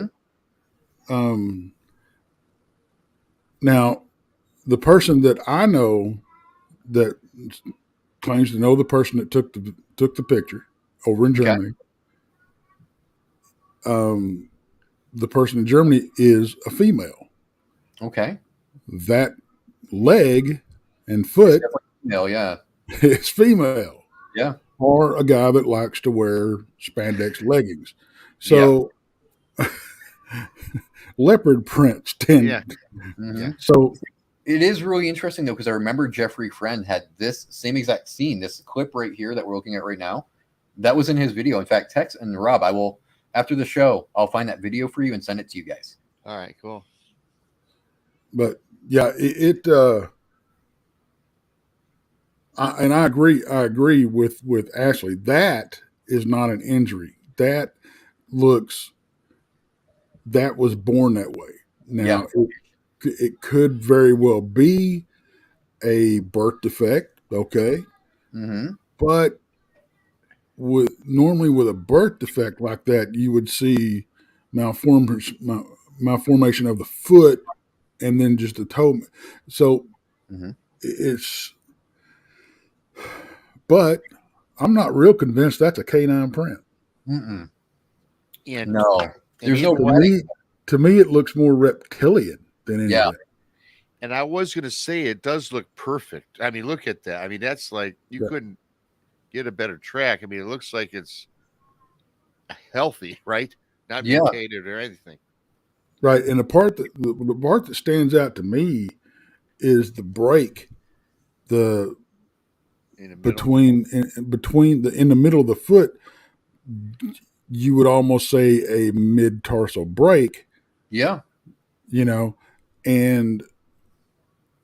But I don't know.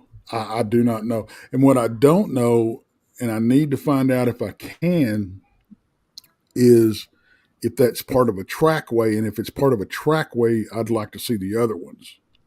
Yeah, me too. Yeah. If indeed the person that the guy was talking about that sent these photos, mm-hmm.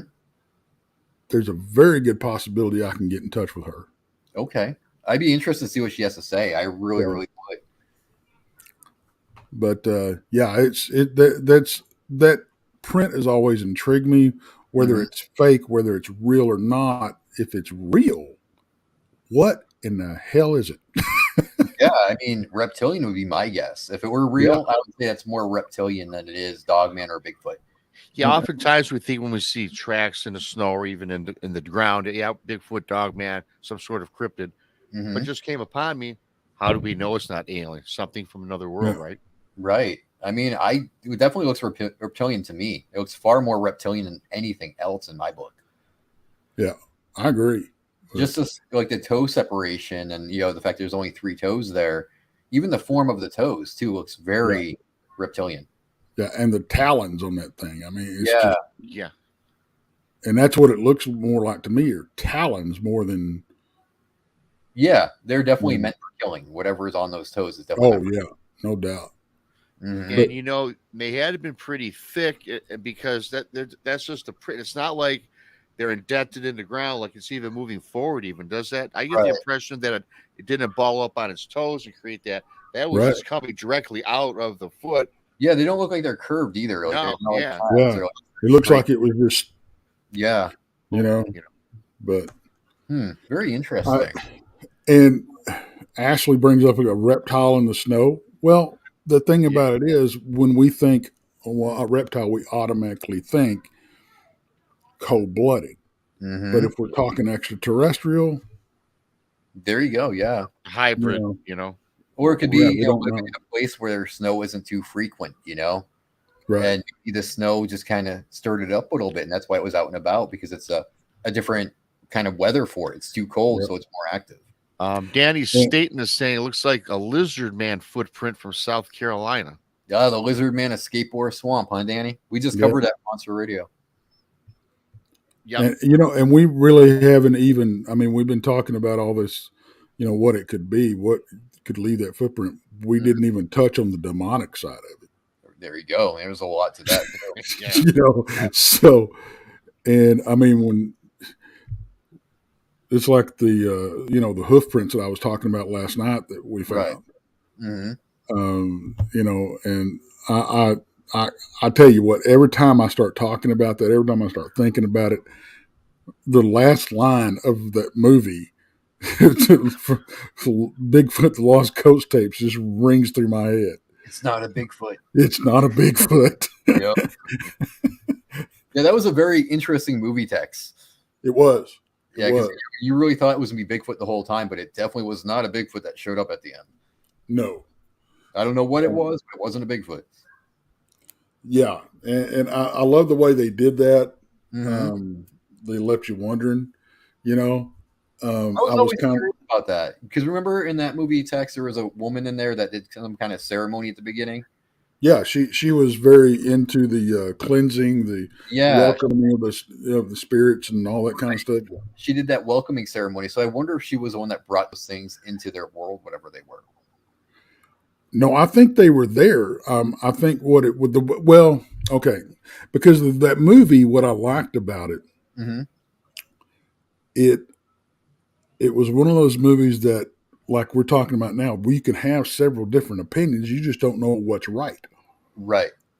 So, but what I got from it was that these creatures were already there, mm-hmm. and it wasn't the Bigfoot that was trying to breach everything all the time at night. It was these creatures, the Bigfoot were actually keeping them away. Yeah, I could see that. I could definitely see that. But Text. Yeah. I'm going to let you, if you want, because I have to go an hour and a half, and we usually an hour and a half show. Since you are late, if Ryan, do you want to hang out with Tex? You guys want to go another 15, 20 minutes, Tex? Or do you have to take off or go somewhere? No, I'm good.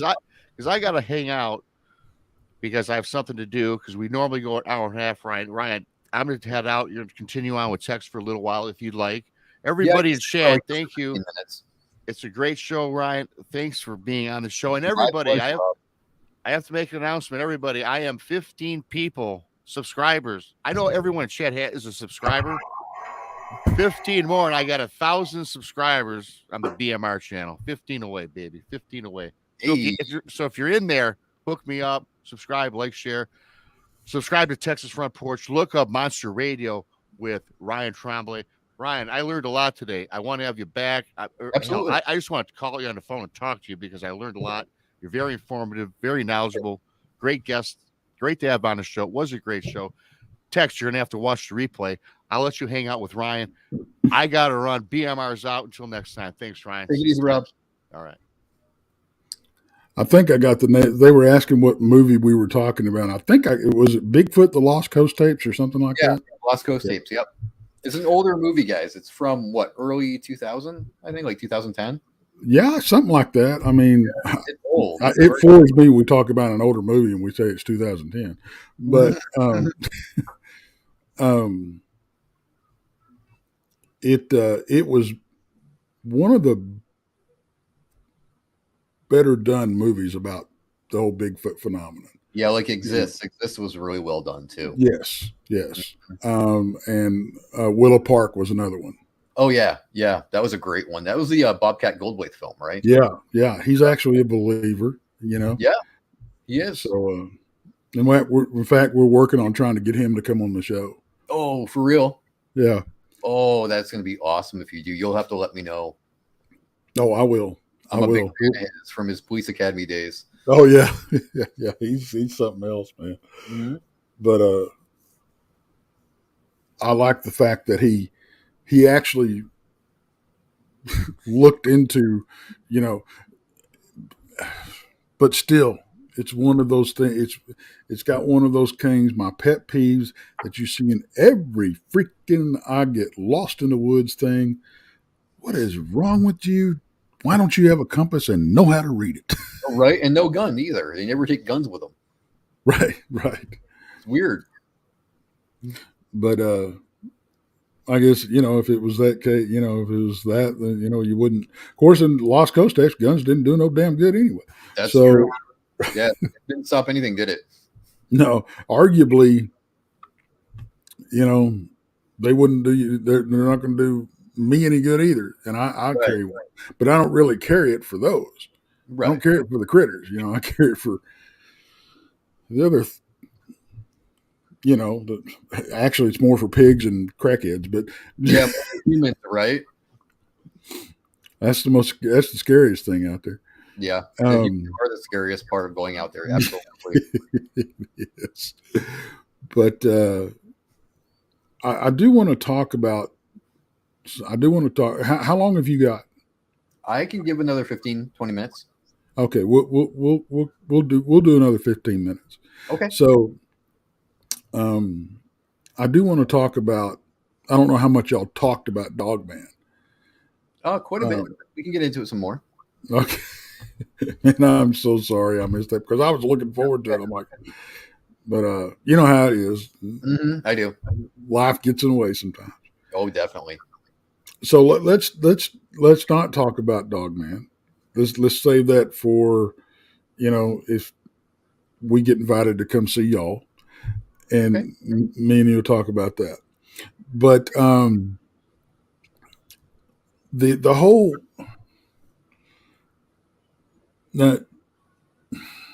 Bigfoot thing and them being cannibals and everything. I will say this: I got a report, and this goes back to what do they do with their dead? Mm-hmm. Okay, I got a report of a man that was on the Red River, said he gut shot one with a 30-30. It stumbled out into the river on a sandbar. Two other Bigfoot rushed it from the other side of the river. One hit it low, one hit it high, snapped its neck, tore it apart, and ate it. I wouldn't be surprised. That would make perfect sense. Yeah. Because I know everybody thinks Bigfoot's like these big docile guys, but I mean, in the wild, a meal is a meal. Okay. Exactly. And if you've got somebody that's wounded and dying, then you're not going to pass that up. It's an opportunistic thing to just, swoop in, tear that dying one apart, get your food for the day, and there you go. But, a lot of people don't understand, any animal out in the wild, mm-hmm. the object of the game is to get the most food for spending the least amount of calories and energy. You're right. Right. That's why male bears will eat baby bear cubs. Yeah. Easy prey. and you know that's why everything eats carrion. I mean, yeah, it's weird that you know one of the first things you see is if you have a dead deer is another deer feeding on it, but Yeah. it it intrigued me that it brings up the question, okay, are they aware that they need to keep their dead away, or are they was it just a good meal? Because if it was just the thing about the whole good meal thing, Hmm. why wouldn't they have just killed it and taken it back That's a good so question. they could share it, if they're like that, Hmm. but it very well could be, um, that they, it's every man for themselves to speak it, Yeah, it could be more like an animal way of thinking, that if they right, leave the body there, that we're going to eat it. They might not know what we're right, going to do with it, but they figure, you know what, if we leave it there, they're going to eat it, and we should be eating it. We need the food too. So yeah. it could be along those I don't lines. know. It could be anything, but I thought it was an interesting report, It is. and it's something that I've never heard before. That kind of behavior. Of Mhm. course, you hear about. Well, that's why we don't find them. They eat their dead and stuff. Mhm. And I was listening to something the other day, and it was unsolved cases type thing, Okay. and they said there's hundreds in just about any big city, Mhm. any big um, county, whatever. There's always all these because only 1 in 3 homicides get solved. True. Very true. So you have all these unidentified remains, and we've kind of talked about it before. What if people stumble upon these remains? They just all they know is they look human. They don't, they may take DNA and throw it into the system, but it doesn't necessarily get tested against something. It's just Mhm. out there in case something pops Right. from somewhere else. So I they can see would that. never, so they would never really know. And even if it, one, if they assume it's human remains, number two, Mhm. are they looking at it that close to, maybe it's popping closer enough to human to not raise a red flag. But now it's in the DNA system. It's never going to match anything, Right. you know, That's because very not likely. not every DNA from every Bigfoot is going to be identical. So it's never going to pop. That's true. So how many bones do we have sitting in these freaking morgues? I'm Been found curious. out in the woods. They're just listed as unknown human remains. Hmm. Man, if there only was a way to look into that, huh? Yeah. Hmm. Unfortunately, there's not. Yeah, there's not. So we're kind of SOL on that, but wow. Hmm. But I was listening and it got me to thinking. I'm like, man, we could have, because everybody talks about people, certain you know, agencies hiding it and all this kind of stuff. It's like, well, yeah, I get that, but this is a real possibility. Mm-hmm. It definitely You is know? something to look into. That's for sure. Something to consider heavily, at least. Yeah. Well, and Duke says, well, except the Sasquatch genome listed in the zoo bank. That's true, but I bet that's only there to raise a flag to certain people. Mm-hmm. You know, I don't think, Mr. Joe Schmo that's trying, homicide detective's going to get a pop on it. Now it may flag other people, But not him. but not him. So I mean, it's a database. It's a computer. It can be programmed to do anything. Access can be, you'll get somebody else. That's like us typing something in when we're searching for something. You know, trust me. It may be perfectly innocent, but every one of us, every single one of us, I guarantee you, has set up a flag somewhere. We've thrown up flags somewhere just doing random freaking searches, especially if you're into this kind of stuff. Oh yeah, I'm sure. You know, but I mean, that's how they track people looking to make bombs and all this kind of stuff. Yeah, So, that's true. yeah, it's That's not right. going to say, "Oh, you were flagged." No, that's not how it works. You know, but Very good point. but anyway, it did strike me as, interesting. And I'm like, damn, man, we could have all kinds of freaking remains and we're never going to freaking know about it. Best way to keep it secret, that's for sure. Yeah. And it's an easy way to do it. Yeah, it's too easy. Hiding in plain sight. Mm-hmm. Yeah, it's too simple. I mean, a few strokes of the keyboard and poof, it's gone. Yeah, maybe that's what happened too, is maybe they overrode what it was listed as. You never know. Exactly. Mm-hmm. Like I said, some guy down in the freaking basement of somewhere, it's warehouse 13 or whatever, Oh, I remember that show. Yeah. Okay. Well, this one flagged it. So there, we got to be, I'll hide it. We got to be sure. And I'll send this to Agent 009 and he needs to go pick it up. So that's possible. That's very, very possible. It's just,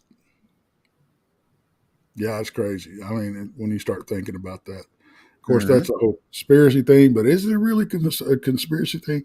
Because it would be so freaking easy to do. Yeah. Yeah. I mean, I don't know. Maybe it's just a way of like protecting the species, though. That's something that I like to kind of think is they want to conserve the species. So they don't want too many to know about it.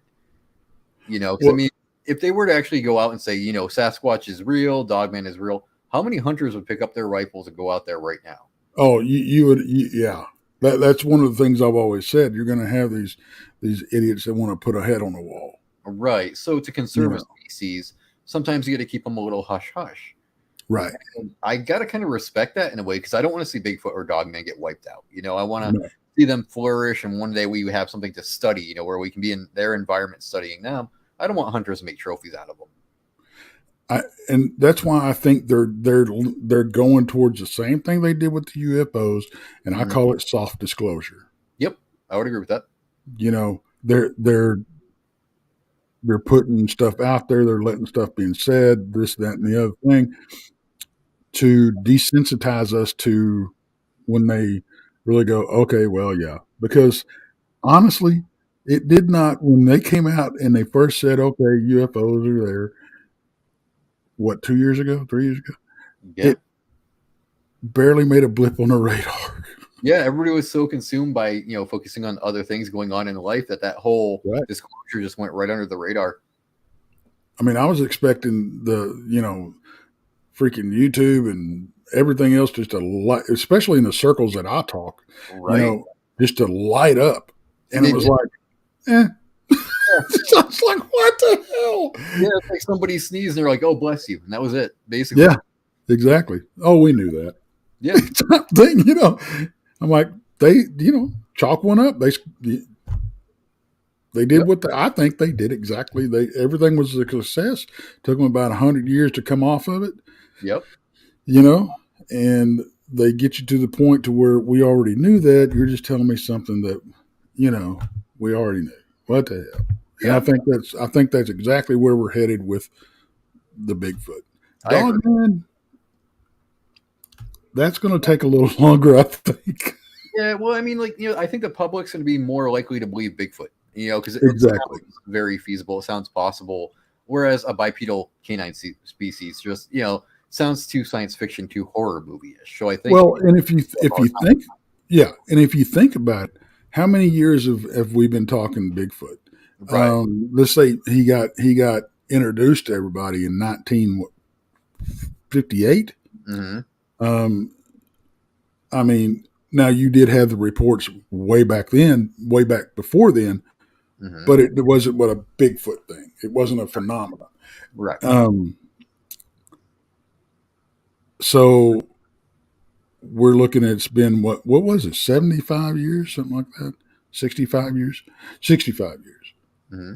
Yeah, because I'm 55, born in 67. That's when, they get. So anyway, I think we're only about halfway there. Yeah, You that's the know, assumption. now if you look at the dogman phenomenon, that really only made an appearance 80s to 90s. Yep. So we're a long way off Oh for yeah, that one. we've got so much work to do. We really, really do. If we ever want that to be acknowledged, it's the amount of work that we have to do left is like, whoa, we're gonna be tired and sore and probably dead before we have any luck with it. So Right. I mean, don't get me wrong.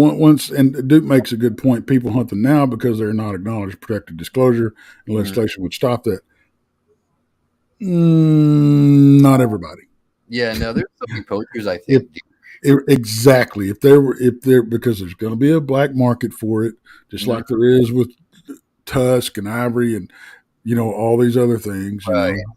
So, And how long before somebody's like, hey, I'll pay you a certain amount of money for a pup of a dog, man, and things like that. I could really see that happening. People wanting the babies and wanting to raise the babies and killing the parents in the process, and it would just be disgusting. It'd be wrong. Yeah, we're not going to treat it any different than we do any other wild animal or big game, prized game out there. Right. There's going to be these big game hunters that go, oh, this is the ultimate. Mm-hmm. Because that's a lot of the reason they do that. Mm-hmm.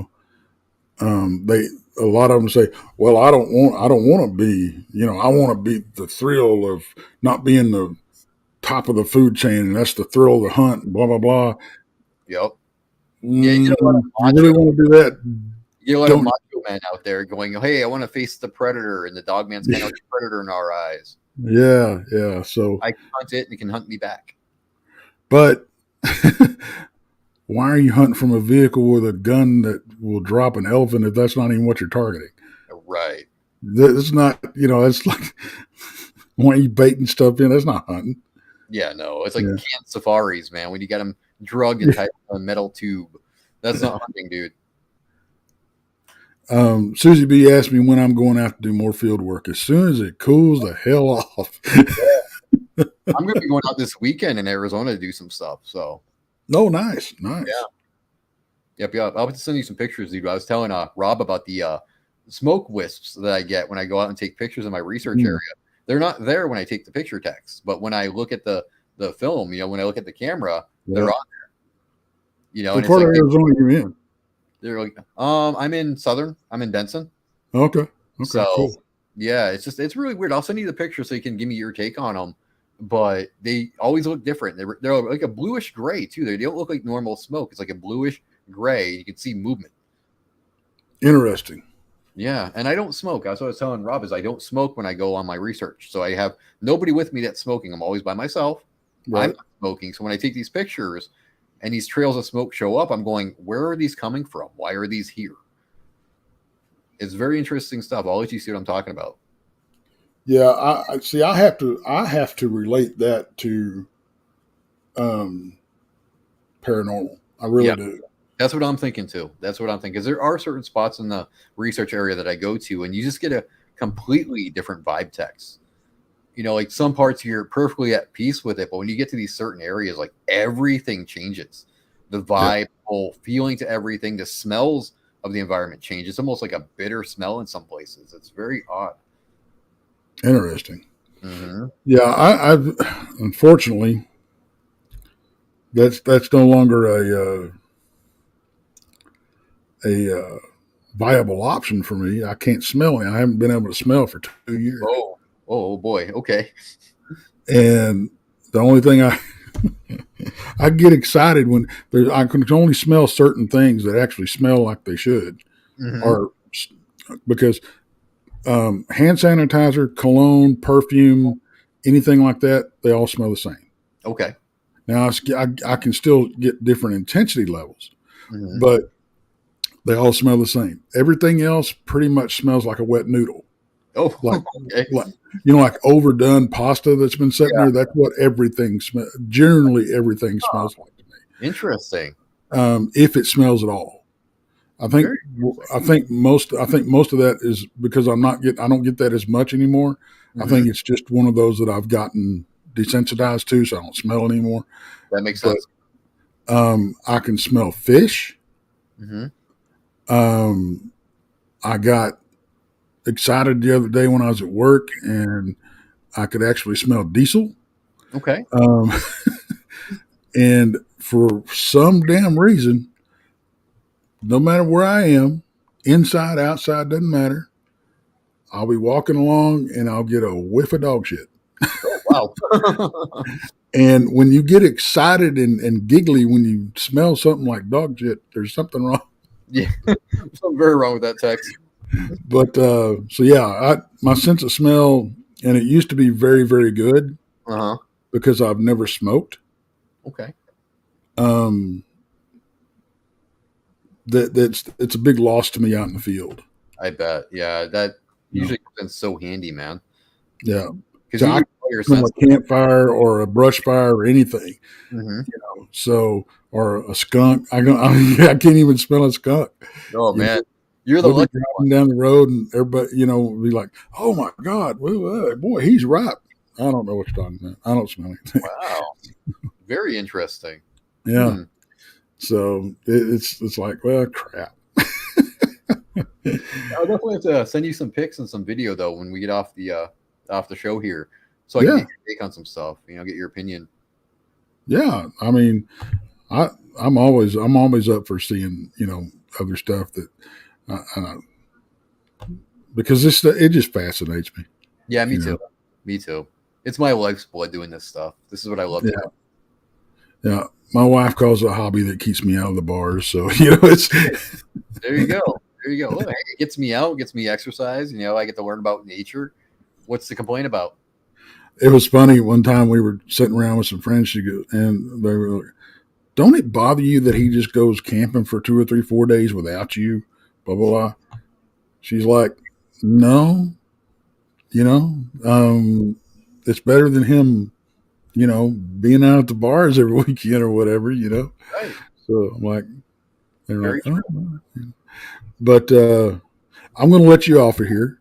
Okay. And it was a fascinating conversation. We'll have to do it. We're going to have to do it again. We got to have more of a conversation. Yes, definitely. Because I missed out on the first freaking hour of it, but That's okay. You got grandbabies around, Tex. It's forgivable. Well, guys, thank you everybody for joining us, and y'all be safe out there. And God, man,